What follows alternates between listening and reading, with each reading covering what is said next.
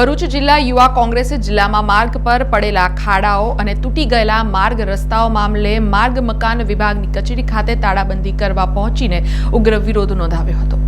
સમગ્ર ભરૂચ જિલ્લાના માર્ગો પર પડેલા અને નવા બનતા માર્ગો પર કોન્ટ્રાક્ટર દ્વારા આચરવામાં આવતા ભ્રષ્ટાચારના કારણે માર્ગો વહેલી તકે તૂટી જતા હોવાના કારણે આક્ષેપો થઈ રહ્યા છે, જેના કારણે લોકોને જર્જરિત રસ્તાઓ પરથી જવાની ફરજ પડી રહી છે અને ગંભીર અકસ્માતો થતા જિલ્લાની પ્રજાને ભારે હાલાકી વેઠવી પડી રહી છે। આ મામલે ભરૂચ કોંગ્રેસ પાર્ટીના આગેવાનોએ અનેક વખત મૌખિક અને લેખિતમાં રજૂઆતો કરી હોવા છતાં પણ કોઈ કામગીરી કરવામાં આવી નથી। ત્યારે આજે ભરૂચ જિલ્લા યુવા કોંગ્રેસના પૂર્વ પ્રમુખ શેરખાન પઠાણ અને ગુજરાત પ્રદેશ મહામંત્રી સંદીપ માંગરોલાની આગેવાનીમાં માર્ગ મકાન વિભાગની કચેરી ખાતે તાળાબંધી સાથે ઉગ્ર રજૂઆતનો કાર્યક્રમ યોજાયો હતો।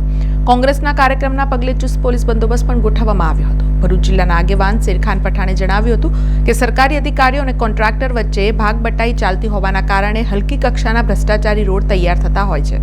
માર્ગ અને મકાન વિભાગમાં ભ્રષ્ટાચારના મુદ્દે આજે કોંગ્રેસે કચેરીનો ઘેરાવ કરી અને રજૂઆત ઉગ્ર રીતે કરી છે। સાથે સાથે વલસાડની અંદર કલેક્ટરે જે પગલું ભર્યું છે અને કોન્ટ્રાક્ટરની સામે માનવવધનો ગુનો દાખલ કરવાનું એક ઐતિહાસિક કામ કરેલું છે। એ જ દિશાની અંદર ભરૂચના કલેક્ટરશ્રીને પણ હું વિનંતી કરું છું કે આ અધિકારીઓ જાડી ચામડીના છે, એ સાંભળે એમ નથી। તમે પણ આ શસ્ત્ર ઉગામો અને આ વિસ્તારના લોકોને રસ્તાની મરામત કરાવી અને રાહત અપાવો। આજે કરોડો રૂપિયા, અબજો રૂપિયાનો ટોલ ભરૂચની જનતા ભરી રહેલી છે, પરંતુ નેશનલ હાઈવે જુઓ કે સ્ટેટ હાઈવે જુઓ, તમામ ખખડધજ હાલતમાં છે અને આમ છતાં ટોલના નામે સરકાર વસૂલી કરી રહેલી છે, એ પણ ગેરકાયદેસર છે। એ પણ તાત્કાલિક એમાંથી ટોલમાંથી મુક્તિ આપવામાં આવે એવી અમારી માંગણી છે। ભરૂચ જિલ્લાના તમામ રસ્તાઓ બિસ્માર હાલતમાં છે। એની અંદર ખૂબ મોટા પ્રમાણમાં લાખો ને કરોડો રૂપિયાનો ભ્રષ્ટાચાર થયો છે। તમે જોઈ શકો છો, હાલમાં નેત્રંગ અંકલેશ્વરનો રોડ હજુ 2 મહિના પહેલે જ બને છે। 80% કામ પૂર્ણ થઈ ગયું છે અને પાછળથી આખો રસ્તો તૂટી ગયો છે। ત્યારે એની અંદર આ લોકોએ ખૂબ મોટા પ્રમાણમાં ભ્રષ્ટાચાર કરેલો છે। એ સમની હોય, દેરોલ હોય, વિલાયત હોય કે જંબુસર આમોદ હોય, એવા ભરૂચ જિલ્લાના માર્ગ અને વિભાગ મકાનની કચેરીના તમામ રસ્તાઓની અંદર ખૂબ મોટો ભ્રષ્ટાચાર થયો છે। આજે અમે લોકોએ કાર્યપાલક ઇજનેરને રજૂઆત કરેલી છે। દિન 7 ની અંદર આ તમામ રસ્તાઓની ઉપર સમિતિ બેસાડશે અને એની ઉપર તપાસ થશે। એ તપાસમાં જો આ લોકોએ કંઈ પણ ગાલમેલ કરી છે તો 7 ને 8મા દિવસે આ જ કચેરીની બહાર ધરણા કરીશું। તમામ ભરૂચ જિલ્લાના રોડ રસ્તા માર્ગ મકાનના બંધ કરીશું અને આ અધિકારીઓની ગાડીઓ રોકી અને તમામ ઉપર કાર્યવાહી કરીશું। જો કે આ અંગે માર્ગ અને મકાન વિભાગના ઇન્ચાર્જ કાર્યપાલક ઇજનેર રોનક શાહે જણાવ્યું હતું કે જિલ્લામાં સતત માર્ગોની કામગીરી ચાલતી હોય છે અને તેનું નિરીક્ષણ સાથે તેની તપાસ ટીમ દ્વારા પગલાં લેવાતા હોય છે।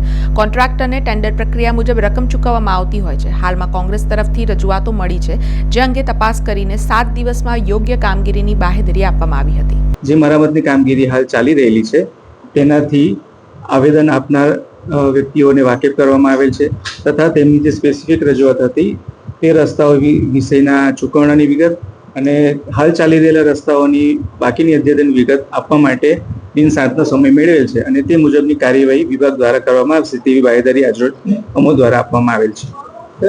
રોડ રસ્તામાં જે ભ્રષ્ટાચાર ચાલશે એના પર કેમ કોઈ દિવસ એક્શન લેવામાં નથી?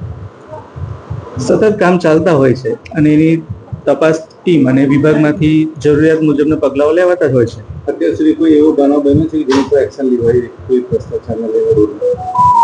એની વિગતો આપને મેળવીને કેવી પડે। સાહેબ, હલકી ગુણવત્તાના જો રોડ રસ્તા બનતા હોય એ કોન્ટ્રાક્ટરનું પેમેન્ટ રિલીઝ કરવામાં આવે છે। હા, એ ટેન્ડર ક્લોઝના નિયમો મુજબ કાર્યવાહી થતી હોય છે। એના ક્લોઝમાં જે રીતનું ચૂકવણું જેટલા કામનું હોય એ રીતનું કરવામાં આવે છે અને જો ખરાબ કામગીરી હોય તો તે માટેની રકમ પણ ભરપાઈ કરવામાં આવતી હોય છે। કોન્ટ્રાક્ટર પાસે નુકસાનીની ભરપાઈ રકમ કરવામાં આવતી હોય છે। સમાચારોના સતત અપડેટ માટે TNN ન્યૂઝને YouTube પર સબસ્ક્રાઇબ કરી બેલ આઇકોન પ્રેસ કરો અને અમારી સાથે જોડાયેલા રહો Facebook, Instagram અને Twitter ઉપર।